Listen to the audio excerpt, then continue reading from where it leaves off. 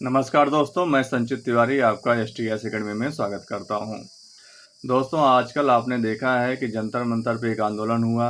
Cockroach जनता party द्वारा यह आंदोलन किया गया। उनकी कुछ मांगें थी जो कि अभी पूर्ण नहीं हुई हैं। हो सकता है कि आगे पूर्ण हो जाए या न हो, उसे अब हमारी बात नहीं है। मुख्य मुद्दा ये है कि काकरोच जनता पार्टी जो कि सोशल मीडिया पे बना है, 23 मिलियन फॉलोअर हैं।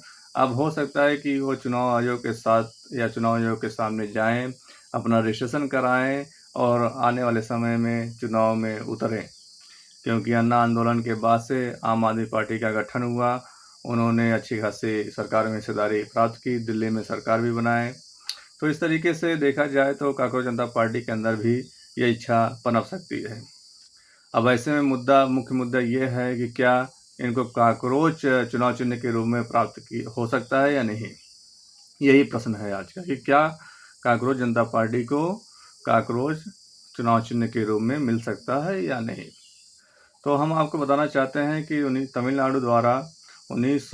तमिलनाडु में एक पार्टी को चुनाव आयोग द्वारा 1989 में मुर्गा चुनाव चिन्ह के रूप में दिया गया।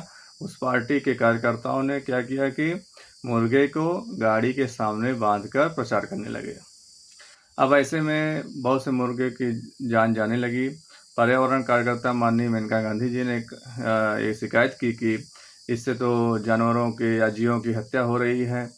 तब 1990 में चुनाव आयोग द्वारा यह निर्णय लिया गया कि आज से किसी भी पार्टी जो रजिस्ट्रेशन करेगी उसको हम जीवों से संबंधित कोई चुनाव चिन्ह नहीं देंगे। तब से यह रूल अभी भी लागू है, इसलिए काकरोच जनता पार्टी को काकरोच नहीं प्राप्त हो सकता चुनाव चिन्ह के रूप में। अब कुछ लोग यह प्रश्न करेंगे कि बीएसपी को तो हाथी प्राप्त हुआ है।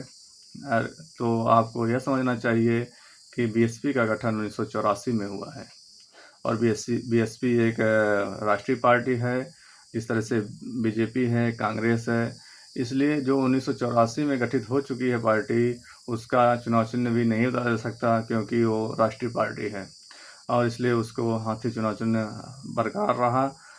और यह नियम 1990 में आया, इसलिए 1990 के बाद रजिस्टर होने वाली पार्टियों के ऊपर ये लागू होगा और इसलिए चुनाव चिन्ह काकरोच जनता पार्टी को नहीं मिल सकता है।